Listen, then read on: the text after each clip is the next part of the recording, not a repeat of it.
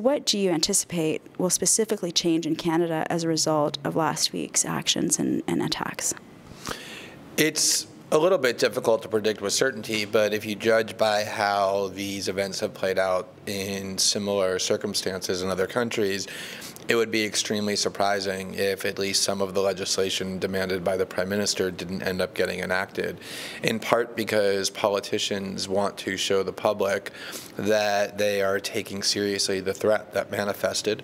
And the way politicians show the public that they're taking threats seriously is by giving themselves greater powers and promising to use those powers to protect them further. This has been the pattern certainly in the United States for 13 years, but also in lots of Western democracies. Australia just seized on the threat of ISIS to enact even worse legislation than is pending so far in Canada. And so I'd be very surprised if no legislation ended up being passed, because I think political leaders across the spectrum, more or less, will be afraid of looking like they're indifferent or weak on this threat if they oppose everything.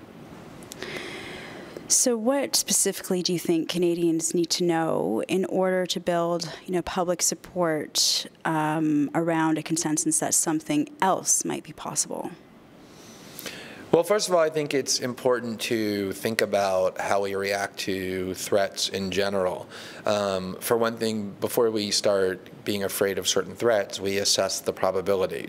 So we walk onto airplanes even though we're aware of the possibility that the airplane might crash and kill us, because we not only walk on the planes, but we do so without much fear because we're aware that the probability that the plane will crash is extremely low. We assess not just the existence of the threat, but its probability.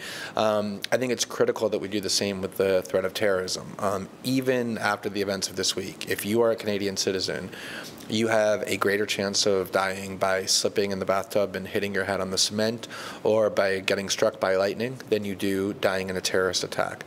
The second point that I think is really worth realizing is that there is no such thing as absolute security. We can observe fatal car accidents, and when we do, we don't immediately rush and say we need new laws to decrease the speed limit or other changes. We accept the fact that if we're going to have a society in which we drive vehicles and get the benefits of that, that fatalities are inevitable.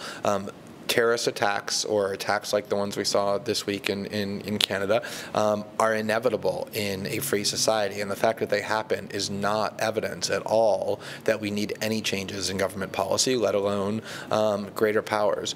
And then the third issue I think is really important to think about is that if you're a society that uses violence regularly and consistently in multiple parts of the world, it isn't justifiable, but it is almost inevitable that at some point the people who are being targeted with that violence, and those who identify with them for whatever reasons, at least a small number of them, will bring violence back to your country. And I think it is important to think about the causes for these kinds of attacks rather than just reacting with anger or desire for vengeance. Is it too early, though, after attacks that just happened, for a politician, for example, to start saying, well, let's look at the causes, or even trying to say, look, let's put this in perspective? Or how do you think that politicians can actually address the issues that are raised by these sorts of things in order to respond to fears that people genuinely have? Well, in Canada, there was no sense of restraint whatsoever about labeling what these attacks were, or even attributing causation to them prior to knowing almost anything about the perpetrators. I think it was in a matter of hours after the car attack in Quebec that the Prime Minister engineered a ritual in Parliament for him to be asked about that attack, and he instantly injected the word terrorism into the discourse. I think terrorism was instantly used to describe the shootings in Ottawa as well, because the reality is at this point terrorism has no meaning of any kind. There's no consistent or objective meaning to it other than violence used by Muslims against the West. And so this happens all the time in the U.S. If there's some school shooting or some disgruntled employee shoots up the workplace, the media will ask, we don't know yet if this is terrorism, by which they mean we don't know yet if the person doing the violence is Muslim. And when they find out it's not a Muslim, they say this turns out not to be terrorism. If they say if it is a Muslim, it turns out that it probably is a terrorist attack. This word has been bastardized and distorted beyond any kind of meaning. It's impoverished of any meaning. And so, yeah, of course, it would be better to wait and not speculate about the motives, but that isn't how this works. The word terrorism gets applied instantly to these acts, and so I think it's important to engage that discussion. If that response of injecting that word terrorism almost immediately in order to then further explain why you're going to pass certain legislation, then what should be the response? Well, I mean, first of all, it's possible that no response is the best response. You could have the perfectly calibrated domestic and foreign policy and the perfect balance between security and privacy and still have a terrorist attack. Because as I said earlier, there is no such thing as absolute security. Even the best, most perfectly balanced policy approaches still will entail a risk of a terror attack. And so oftentimes the best response is no response. To simply say this is the price we're willing to pay for living in a free society, the way that we say that about automobile accidents when they tragically kill people.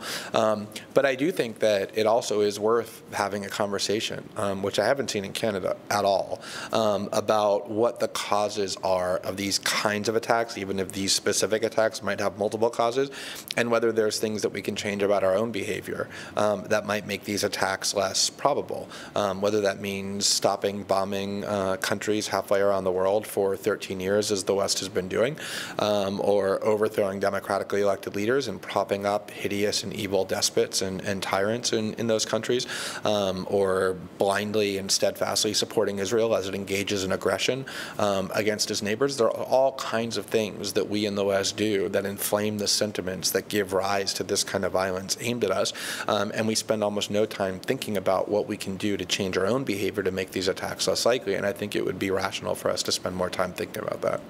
Moving a little bit to the book that you wrote, No Place to Hide, you share some of the deeply troubling ways that journalism is failing to live up to its role as a fourth estate. In an interview earlier this week, you note how the Globe and Mail and CBC have been stonewalling you, and in particular have withheld information about a CSEC spying program.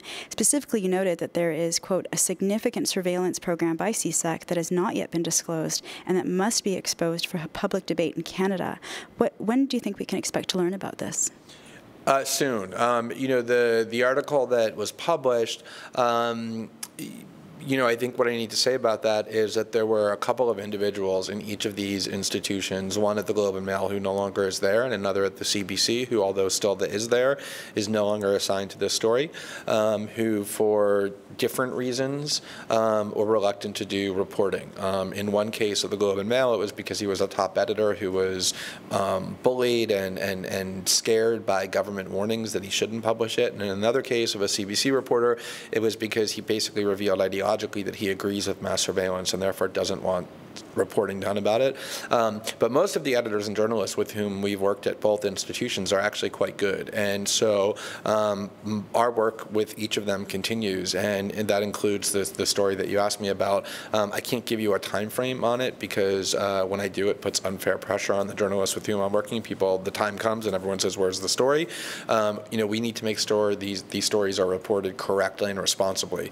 And so they'll be published as soon as they're ready to be. Are there plans to be releasing any more information about Canada from the Snowden files that relate to Canadian corporations? I don't want to preview the reporting before it's ready because the same dynamic then gets created. I've learned my lesson many times about that, which is if you say, yes, there are documents that we intend to disclose on that topic, people then start rightfully and understandably demanding to know where they are. And so all I can say is that my commitment when I got the file and my commitment today is that we're going to make sure that every single story that's in the public interest and that ought to be reported gets reported. How would you describe your experience getting into Canada? I actually was sent for no real apparent reason to secondary screening, although that has happened to me before when I've tried to enter Canada, and spent a fair amount of time, maybe 15 or 20 minutes, being asked a pretty invasive set of questions. But once I answered those, I didn't have any problem entering. That's been my experience about half the time that I try to enter Canada, and the other half I just simply get waved through. At a recent meeting with U.S. independent media, Snowden by video emphasized how important it is for journalists to secure their computers and set up secure means for communication with potential sources. Your experience has shown how complicated it can be to do that for a layperson and how difficult it can be to be motivated to set up such systems. What is your advice to independent journalists? I think the lesson of the last year and a half is that at this point, if you're a journalist who wants to do any kind of sensitive journalism or work with any kinds of sources at all, you have the duty to protect the identity and welfare of those sources, which means in turn that you have the duty to encrypt your communications and to otherwise protect your source material using the most advanced means of communication security.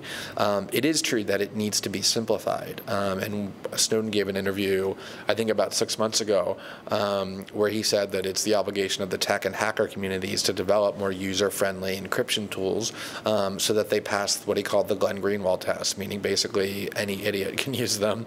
And I think that is happening. I think that encryption programs are starting to become much more readily available, much simpler to use. But until that happens, I still think that it is just an ethical duty of every journalist, and not just journalists, but anyone who relies on confidentiality, like lawyers or doctors or human rights workers, to use the tools that are available to protect the confidentiality that you're bound to protect. Okay. Related, rabble.ca is an online media and widely read by activists. The left has produced very little clear thinking about privacy and its importance to democracy, including the freedom of dissent, freedom of association, and freedom to organize. Many people still have a very lax idea about the need for protection for their own communications. How important do you think it is for activists to use encryption software like PGP or Text Secure, and what systems do you recommend? You can't have meaningful dissent without privacy. And the goal of the NSA and its Five Eyes partners, which includes CSEC here in Canada, is captured by the motto in their own documents, which is collect it all. They literally want to turn the internet into a system of limitless, indiscriminate surveillance, which is another way of saying they want to eliminate privacy in the digital age. And if you think about what that means, if you're an activist or you're a dissident, it essentially makes it impossible to organize because, again, true dissent, like working with sensitive journalists, requires that you're able to speak and decide and act without the state learning what it is you're doing. In the Arab Spring, the #1 objective of the tyrants who were fighting for survival was to dramatically improve their surveillance capabilities over the internet, to prevent the internet from being a means of organizing and activism. And so everything that I just said about the obligation of journalists to protect the security of their communication applies at least as much to activists, although the activists really have that duty to themselves, but also to their colleagues or comrades or partners with whom they're working. Just a segue from that point about the Arab Spring and the parallels between the sudden changes, for example, that happened in that region, and how the changes, the political changes, happened, and how they may the powers now that be may try to sort of take away further privacies and not let any of that ever happen again. How would you, what kind of parallels would you see then in terms of, in Western countries where they're dealing with shock as well, they're like current events show, and in those countries they were dealing with Arab Spring and shocks as well. How do you see governments trying to kind of catch up to what happened when democracy, or what appears to be democracy, was actually putting changes into action? I think that the goal of the Western democracies and why they've embraced mass surveillance are exactly identical to the goals of the tyrants of the Arab Spring for why they did, which is that when you have a system of mass surveillance where you can know everything that the population is doing and saying, it becomes impossible for them to engage in any kind of serious challenge to prevailing authority and power.